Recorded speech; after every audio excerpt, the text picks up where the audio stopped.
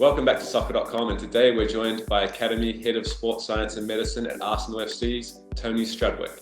Tony, welcome and thanks for sharing your time with us. Thanks, Sam. Thanks for having me on. So Tony's had a long and illustrious career in the sports performance industry, including a long tenure as Head of Performance at Manchester United under Sir Alex Ferguson, and more recently with the Welsh FA. Tony, you've partnered with Player Toolbox. Can you explain your involvement and a little bit about how the platform works? Yeah, I think in initiation, I spent a couple of years in the States many years ago, sort of working at grassroots level and at club level, and before I sort of jumped into the space in the UK, and two very good colleagues of mine, Chris Brown and Sam Nellins, I think we got together and we kind of identified a gap in the market, and the gap in the market was around individual player development. We felt that a lot of kind of the platforms that are available are more geared towards sort of team development and team applications, and we just felt that there was an opportunity, and more than anything else is to create something meaningful where players can drive their own learning process. So that this is probably sort of 2-3 years in the making, Sam, and I think part of that was to actually look at our own methodology in terms of four-corner development. So looking at players' performance from a technical, tactical, mental and physical perspective, and then really developing the app and a series of progressive exercises where individuals can train across all four corners of the model. I think what that then led to, Sam, was more around more bespoke training for young players, and players of all levels and abilities really, but kind of position specific. So drilling into the detail of what the requirements that a centre forward or striker would need, for example.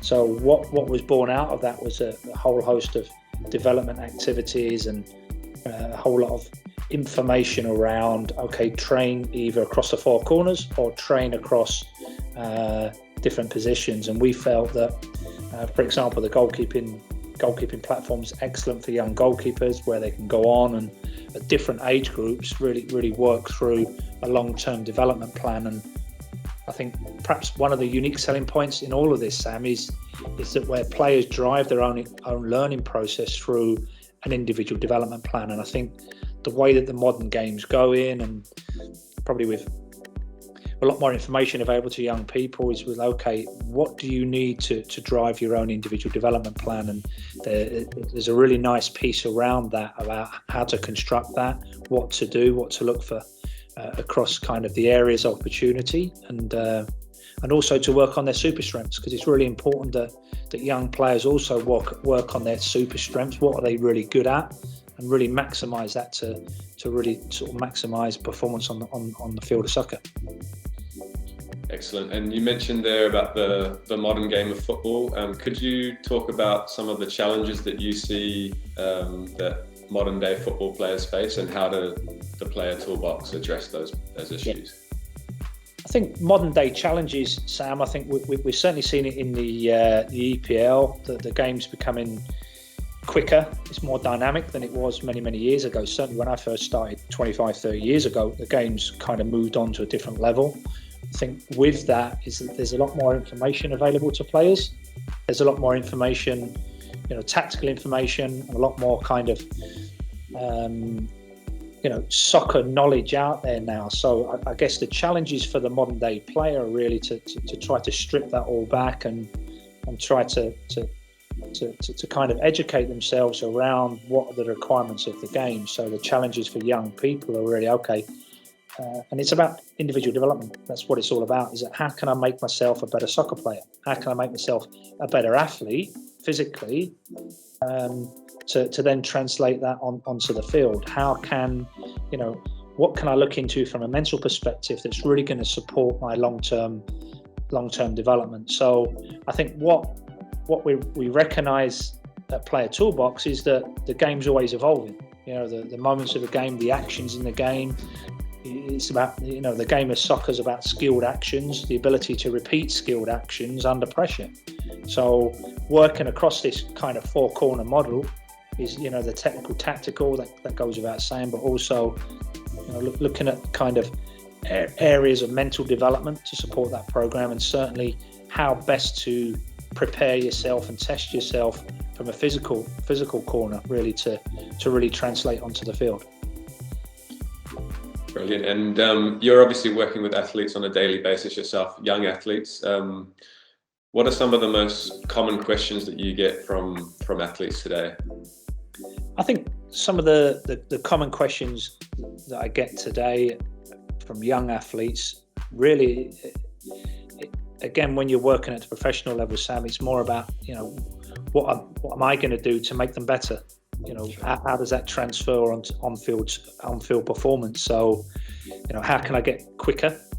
Invariably, we know that the game's quick. We know that at the elite level, that there's some terrific, physical athletes now playing at the elite end of sport. But so the questions again: how can I get stronger to cope with the demands of not only one game a week, sometimes two, sometimes 3 games a week? Because invariably, at the professional level, some of these guys will be playing and girls will be playing 2-3 times a week. So how can I become more robust? So these are the kind of questions we get. And then really it's about the services that wrap underneath that. So what's the best thing from a nutrition perspective to support my development program? What do I need to eat, and so on and so forth? What's the best way to maintain fitness levels? If we feel that there's a physical discrepancy somewhere, people will say, okay, I need to push up this area of my performance. It might be any area from running ability to movement quality or strength and power. So they're the kind of questions that we get that are quite common. I think the more complex questions come around, that kind of mental area of the area. Okay, what can I do from a mental perspective to support performance? How can I stay in control and drive that level of performance where you can cope with the stresses and the demands of playing the game. When we strip it back, Sam, the game's about constant decision making, right? So I think the average player in the Premier League has 2 seconds on the ball, so they've got to be quick decisions, and it's 2 touches. So you think about the number of decisions, in-game decision making these players make. So it's all around, can you help me train better? Can you help me train smarter? Can you, as a physical performance coach, improve my performance? And they're the kind of questions that we get more so than others.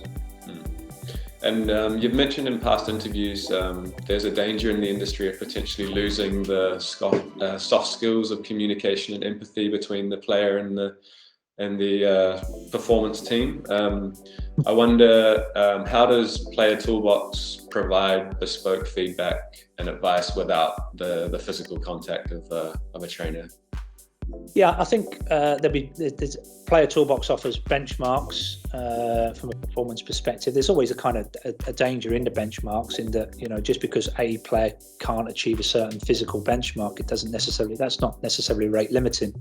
If we look at some of the great players of all time, Xavi, Iniesta, they wouldn't have necessarily pushed the boundaries of the physical performance battery, but they make great decisions and they're incredibly technically gifted. I think what Player Toolbox does, it just allows players to frame their own development and performance across different areas. So that for each player profile, and we encourage that, and the app supports that. For each player profile, it looks across different areas. So it may well be that somebody isn't necessarily benchmarked at the higher end of the physical stuff, but from the technical and tactical perspective, that's where you push it up. So I think what Player Toolbox does, without the kind of necessity of a coach, is really drill into them different areas of soccer performance, the 4 corners, and it also allows, it gives kind of progressive exercises and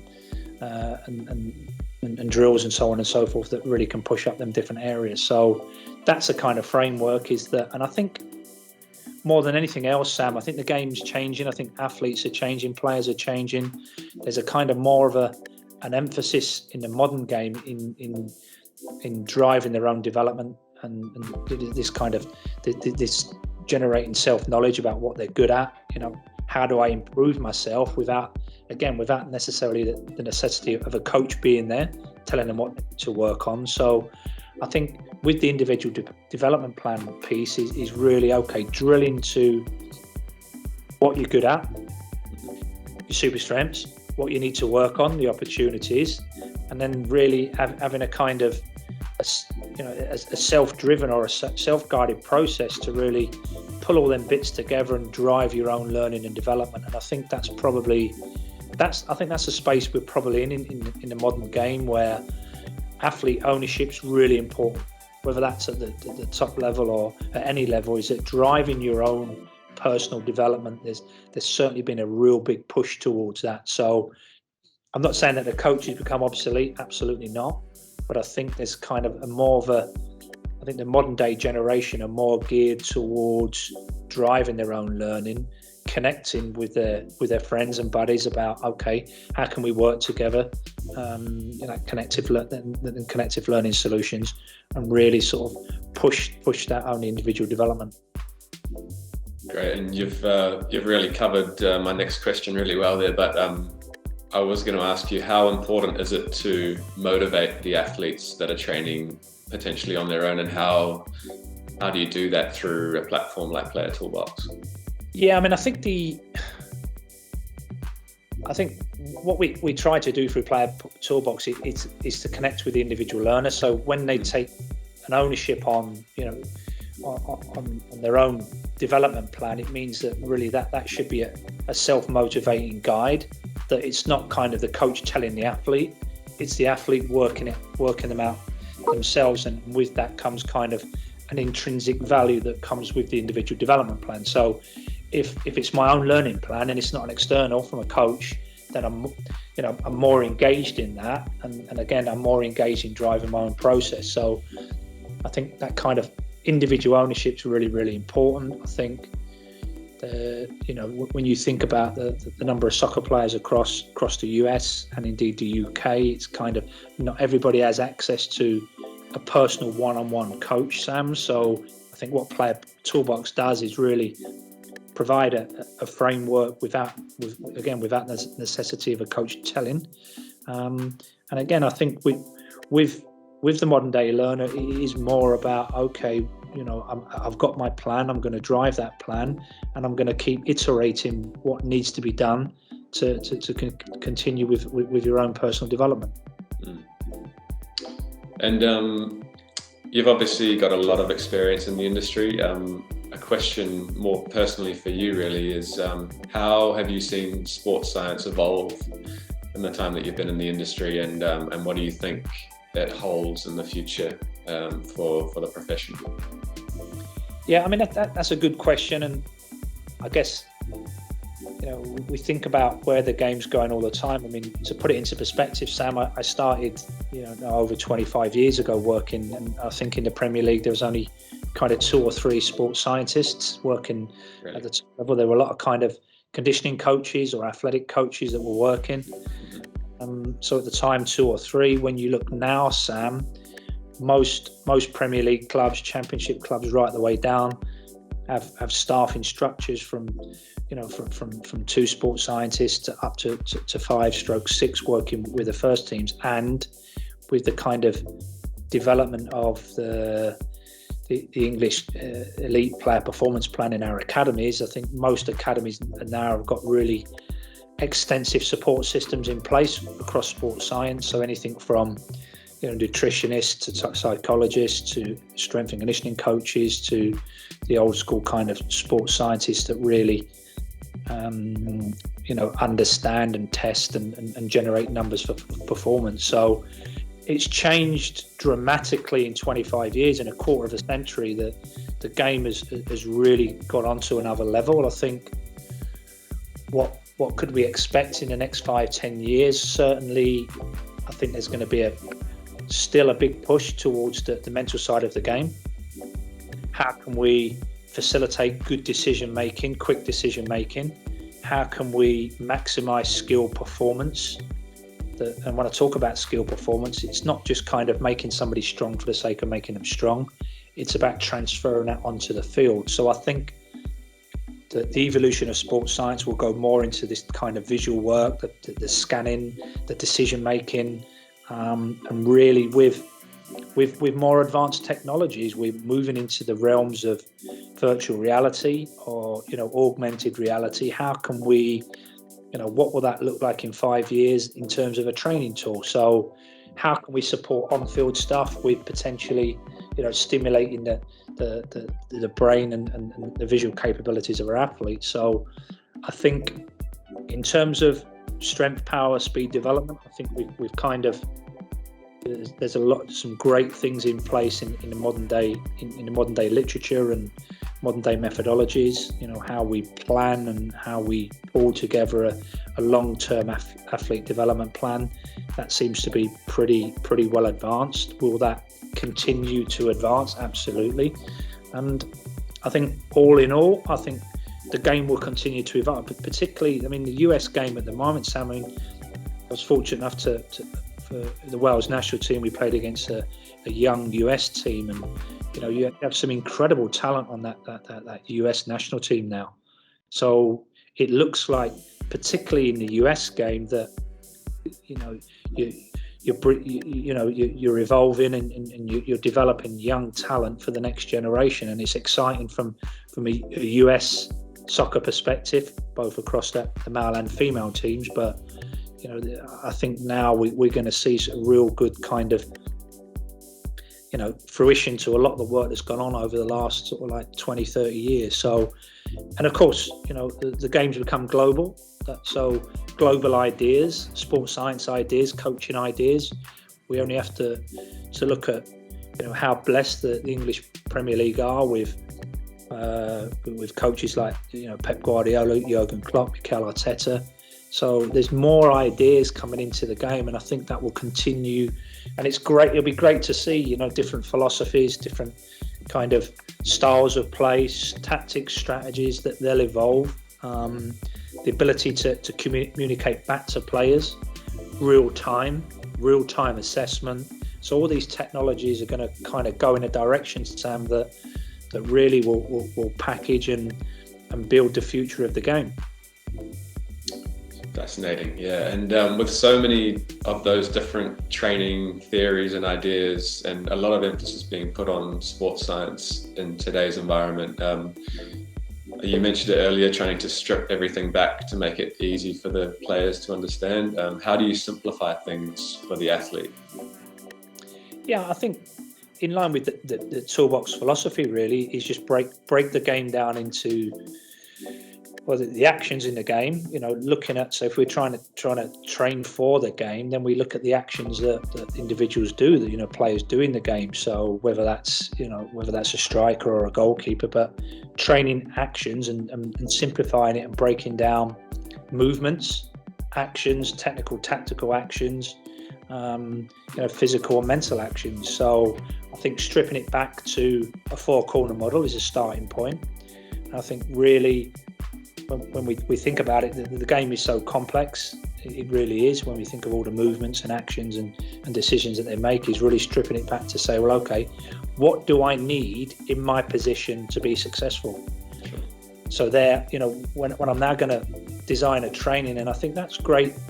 When we look at the great players, and I've been fortunate enough to work with some great guys, Cristiano Ronaldo, Wayne Rooney, Ryan Giggs, them guys at Man United, is that they innovate, they drive their own learning. Rio Ferdinand would create his own exercises to support his training and look at his game, bring it back, focus on a different area, and then put it back into his game. So I think that kind of simplification, and again, we're moving into the world of creativity, right? So young people at any age can really look at the game, strip it back, take it out, work on an area, and then put it back into the game. So I think when we want to simplify it, that's probably the best way, and Toolbox offers that from across the four corners. Well, yeah, you mentioned those amazing players that you've worked with, the likes of Cristiano Ronaldo, Giggs, Evra, Rio Ferdinand. What techniques did you use to get the best out of those personalities? And is it a case of as you say, themselves driving that kind of creative process? Yeah, I think so. I mean, what we're looking at probably with them athletes, we're probably looking at the tip of the arrow, right, Sam? And when I talk about the tip of the arrow, is you know, the best of the best. And I think for me, the learning curve working with them players was the fact that they take a lot of ownership and they drive their own development. So they'd have a plan. I want to improve. You know how many games they want to play, and they really take their preparation very, very seriously. And it's not kind of a one-way thing. It's not coach says, player does. It's kind of, so the strategies and the techniques I used from a coaching perspective was to be collaborative. Okay, work with me. What do you need to do? You know, where do you want to be? How do you want to continue that performance? How do you want to evolve? I'm really working with the individual athlete, really to create some kind of meaningful plan that they can buy into. And with that, if there's kind of a collaborative approach, then that drives that kind of intrinsic motivation to really want to improve. So I've always tried to be collaborative as a coach. I've always tried to be kind of innovative and to drive the exercises and routines based on best practice, evidence-based practice. What's the literature telling us? The best exercises and what's the science telling us, but also having that creative head on and thinking outside the box to, whether it's kind of, we went through phases where we had the kind of strobe training, the Nike Spark strobes and different kind of speed kind of support sort of equipment really to push the players on, and looking what's out there. And I think that's always been the focus of how I've worked. And beyond that, Sam, it's really always focusing on where you feel the game's going to be, because if I'm preparing an 18, 19, 20-year-old player now, I've got to try and future-proof their performance. So where do I feel the game's going to be in 5-10 years' time? In which case I've got to prepare the individual athletes to cope with the demands of the game, and not just cope with the demands of the game, but exceed the demands of the game. And that's where we utilise the science and work with the players to really to push the boundaries of human performance. Great, and we touched on some of, like you said, the tip of the arrow type of players, the really top performing athletes in world football. I was just curious to know about the relationship between someone like yourself in performance and the manager of a professional football club. You've obviously worked with one of the greats in Sir Alex Ferguson, and now working with Mikel Arteta at Arsenal. How does that relationship work, and what are the most valuable skills that you've learned, you think, from your time working with those types of people? Yeah, I think I've been really fortunate in my career that I've worked with some really good managers and coaches, and I think the diversity's really, really helped. I think when you're a practitioner as a performance coach or as a sports scientist, I think first and foremost it's about finding a way to connect with a manager. So each manager, so for example, Sir Alex Ferguson wasn't necessarily number driven, Sam. So you had to find a way to communicate player insights up to the manager. So you work, when you're working and understanding how managers work and what they want, I think that kind of relationship and really is that kind of, how you collaborate with the manager is really, really important. I think, with the wide diversity of, I think all coaches and managers will have different philosophies. I've worked across, sort of UK-based coaches, European-based coaches, and also US-based coaches. And I think the kind of culturally, it's always different. The way that they want to prepare, and it may well be that they have an emphasis on the physical side. It may well be they have an emphasis on the technical, tactical side. So I think, understanding what they want, and I guess each coach you work with, you then take something of that methodology into the next one. I think one of the things that perhaps I've learned working with a number of different coaches is that there's not always a one right way, Sam. I think there's always different ways of doing it, different methodologies, but is understanding what's the rationale for doing what you do.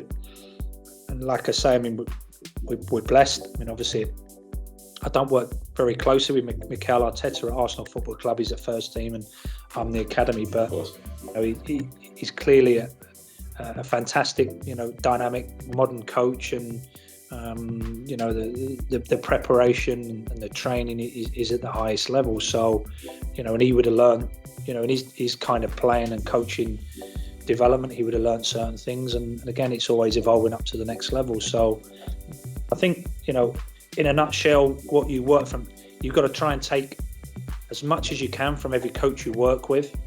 I think that's really, really important, to always kind of embrace new ideas. I think the day that you kind of stop listening and thinking about different ways, you become obsolete. You become kind of out of date. I mean, the Premier League is a great example of that. Is that it can make a dinosaur of coaches, because again, the game's always evolving.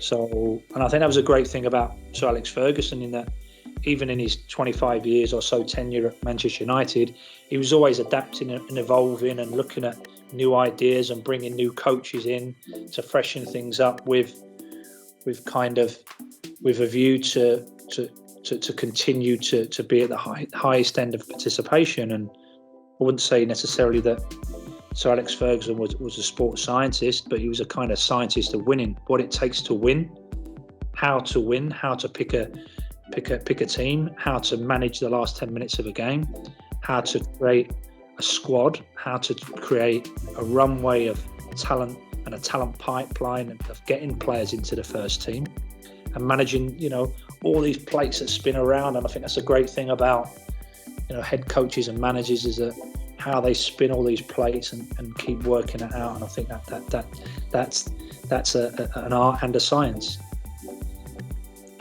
Yeah, and you've obviously worked with both first teams and now at Arsenal with the youth program. I was wondering how does your approach differ to working with those professional high-level athletes and the players that are coming through? Yeah, that's a good question. I think fundamentally the difference at first team level, it's about predominantly performance, Sam. So it may well be that, your whole working week is around, it could be 2 games a week, 3 games a week. So sort of at the performance level, how can you sustain a level of performance across the season? I think the fundamental difference between, I guess, first team level and academy football is that academy football is about development soccer. I call it development soccer. It's about developing a player across all the different areas and to try to push them up to their genetic ceiling across the technical, tactical, mental and physical. So fundamentally, it's still about a physical development model, a technical, tactical development model, where at the first team level, it is hard and fast performance. I mean, that's not to say that once the players get to the first team level, they can't continue to evolve and develop. And we add that certainly when you look at sort of players like Ryan Giggs that continue to improve and evolve throughout their whole career. And the best ones do, your Ronaldos, the Ferdinands and others, they continue to improve throughout their career. So I think it's a really nice space, academy development soccer. It's a really nice space to be in. I think that, it's not about necessarily the win on the weekend. It's about the long-term goal of maximising personal development of young people, so they have a career in the game, or they enjoy a career in soccer. Great, and that may lead on to this next question quite nicely. Actually, I was wanting to ask you, what is the most rewarding aspect of your work in sports performance currently, or what has been? I guess the stage where I'm at now is the most rewarding part is seeing young people develop and succeed. And that's not necessarily about getting players into a first team or a professional contract.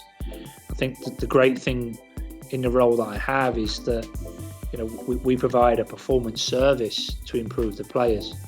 So the kind of that gratification you get as a coach to see young people evolve and improve, I think that's probably the driving force, and and the bit that probably gives you most satisfaction. I think looking back, when you're probably working at first team and you're kind of winning trophies at Man United, that's fantastic in the moment. You win European Cup in 2008, and it's a wonderful feeling. But I think with working now in the development side of things, it's more long term. It's not kind of a short high and stuff. I think it's a long term gratification process where you're seeing these young players come into your system, and you're seeing them evolve and develop and get better and better. And I think that's probably the highlight of the role. Great. And just finally going back to the Player Toolbox and potentially some advice for young athletes that maybe aren't part of an academy system yet, or wanting to develop their skills to reach that next level, and just any final words on how the Player Toolbox can help those players. Yeah, I think if I was to add some advice to young players who have not necessarily got access to coach and at the advanced level, is more around taking ownership of your own learning, what that looks like, understand and think about the game across the 4 corner models that the Player Toolbox offers. I think sometimes think outside of the box. How can you create your own exercises and development opportunities? And I guess the other thing that the Player Toolbox offers, and which I'm a big fan of, is to have a plan. If you're a young player that wants to enjoy participation at any level, is that have a development plan in place, have a plan to improve, and then take ownership of that plan, and then keep moving it up and keep developing that. And again, Player Toolbox offers that opportunity, but I think we said before, we're now in the space of individual learning, creativity, really sort of think about what you do in the game of soccer, and then take them bits out and think about what you can work on to make you a better soccer performer. So that would probably be the advice, is that have a plan and be creative with the kind of exercises and the drills and stuff that you want to construct for yourselves. Great, thanks so much, Tony. That's some really fascinating insights, and thank you so much again for your time. It was a pleasure speaking with you. Brilliant, thanks, Sam. Okay. Thank you. Cheers, Bye Tony. now.